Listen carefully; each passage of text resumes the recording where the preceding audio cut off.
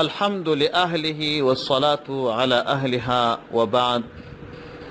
د حمادیه ښوونیزو ګروپونو ټولو ګډونوالو السلام علیکم ورحمت الله وبرکاته. د رمضان المبارک د میاشتې په مناسبت چې مو کوم ورځني درسونه را پیل کړي دي، په ننني درس کې هغه مسائل بیانوو په کومو کې چې د روژې حکم بیانیږي او د هغو شیانو بیان پکښې چې په هغو کارونو باندې د یو چا روژه ماتیږي، قضا هم ورباندې لازمیږي، کفاره هم ورباندې لازمیږي. د رمضان المبارک د میاشتې روژه د اسلام یوه مهمه بنا ده او د اسلام په مبارک دین کې هر هغه شی چې څومره ګټه یې زیاته وي، اهمیت یې زیات وي، په هغه اندازه باندې هغه کفاره یا هغه لاوبالي او بې پروایي هم پکښې جدي نیول کېږي. نو د روژې اهمیت چون زیات دی، که څوک په دغه میاشت کې د دومره اهمیت والا او د دومره ستر نعمت په مقابل کې لاوبالي بې پروایي وکړي، نو هغه جبیره یې هم سخته ده، کفاره ده ورباندې. کفاره ده چې پوره 2 میاشتې متصل به روژه نیسي او په دې منځ کې به هیڅ یوه روژه نه خوري. که چیرې پر چا کفاره لازمه سوي 10 روژې ونیسي، 15 روژې ونیسي، په دې مابینځ کې یوه روژه د ناجوړۍ په وجه باندې یا په بله وجه باندې یا په عذر یا بې عذره باندې وخوري، بیرته به د سره څه حساب راګرځي. او ښځه که یې چیرې دا میاشتنۍ ناروغي ورته پیښه سول، په دې سره حساب د سره نه راګرځي، او که د نفاس ناروغي ورته پیښه سول د حساب د سره راګرځي، ځکه دې باید حساب کړی وای، داسې وخت یې کفاره نه وای شروع کړې چې دې ته مخته د اولاد ناروغي راتللی. په هر صورت دا چې روژه یې څوک قصدن وخوري او کفاره ورباندې لازمه سي، دا کفاره دومره ګران او ستر عمل ځکه پر ده باندې لازم سوی دی چې دا روژه د غومره اهمیت والا عبادت دی. که ستاسو یاد دی چې په مخکې درسونو کې مو د دې میاشتې فضایل ګټې دومره بیان کړلې چې د عقل تر حدودو وتلې، نو دومره لوړ شان والا عبادت، دومره لوړو ګټو والا عبادت چې څوک دومره بې لاوبالي او بې پروایي پکښې کوي، نو د هغه دپاره بیا داسې یوه سخته جبیره سته. ها یوه خبره سته، هغه دا چې عذر هم معتبر دی، پر معذورو خلکو باندې دا سخته جبیره نسته.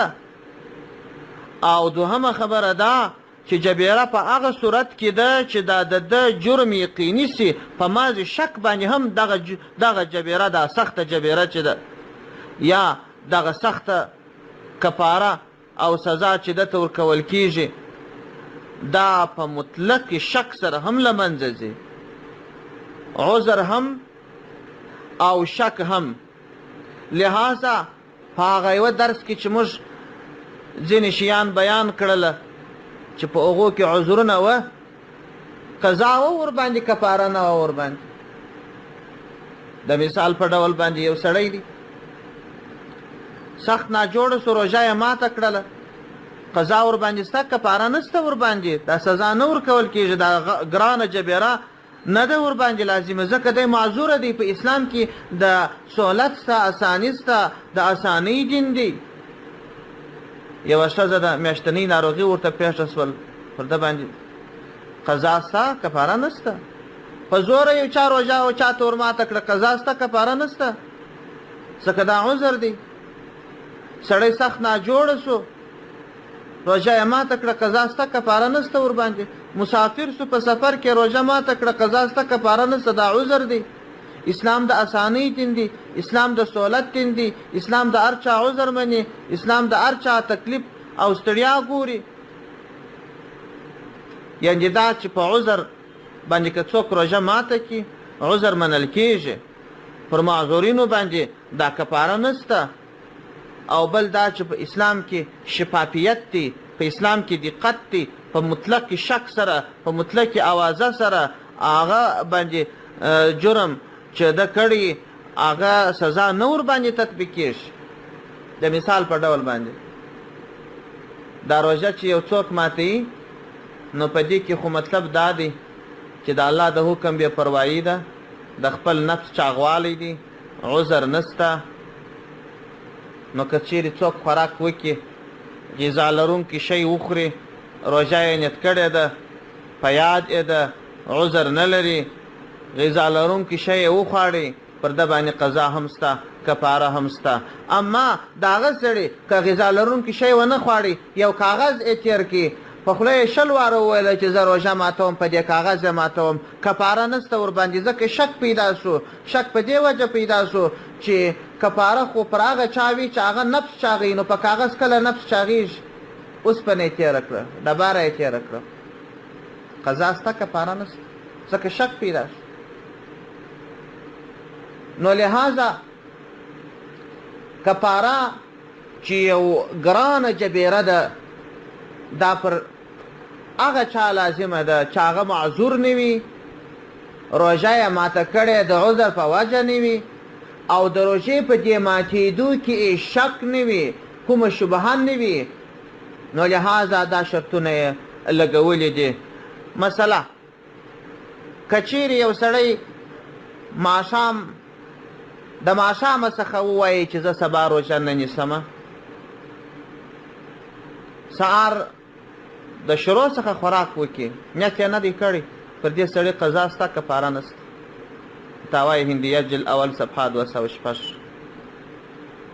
یو سړي د ماښامه څخه نیت نه دی کړی، سهار لمر راوختی، پر 7 بجې 8 بجې باندې نیت وکړي، پر 10 بجې یې بېرته ماته کړه، پر دې سړي هم قضا سته، کفاره نسته.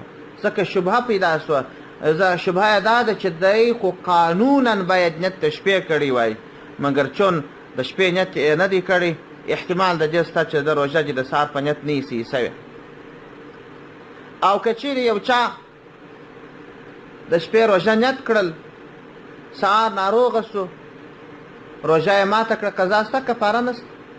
او که چیرې د شپې روژه نیت کړې وه، روژه یې په یاد ده، مسافر نه دی، عذر نه لري، او څوک زور نه ور باندې کوي، دومره سخت وږی نه دی چې د هغه په وجه باندې دی هلاک سي، قصدن بدون ضرورت غذا لرونکی شی راواخلي ویې خوري، دا نو ډېره ستره لاوبالي ده. د دومرې سترې لاوبالۍ په بدله کې نو خامخا دته څه قضا هم سته، کفاره هم سته، 80 روژې به متصل نیسي چې دومره ستر نعمت په دومره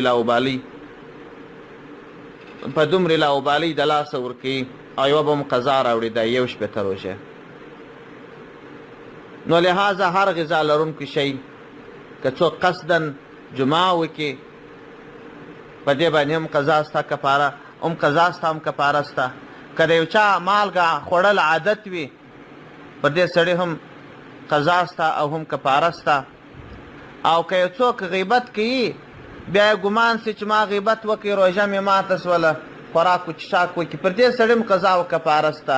ځکه دغه د ده ناپوهي چې په غیبت روژه ماتېږي که نه پاتېږي، دغه ناپوهي دا د ده شبهه په محل کې د شبهې نه ده. نو لهذا قضا او کفاره دواړه ورباندې سته. او که چیرې سړي په یوه میاشت کې څو روژې ماتې کړلې او یوازې په خوراک باندې ماته کړلې، پر ټولو باندې یوه قضا سته او کفاره. یوه قضا د روژو د هر یوې جلا جلا قضا سته، خو کفاره د ټولو د یوه ده. حاصل خلاصه ده چې قضا او کفاره پر هغه چا لازمیږي چې د شپې څخه نیت کړې روژه وي، مسافر نه وي، عذر نه وي، په یاد یې وي روژه، زور و جبر ورباندې نه وي، یو غذا لرونکی شی وخوري او یا جماع وکړي، په دې باندې قضا او کفاره دواړه لازمیږي. دغه او دې ته ورته مسائل فتاوای هندیه را نقل کړي دي، تاتارخانیه را نقل کړي دي، رج موطا را نقل کړي دي، جلد 4 صفحه 445. السلام علیکم ورحمة الله وبركاته.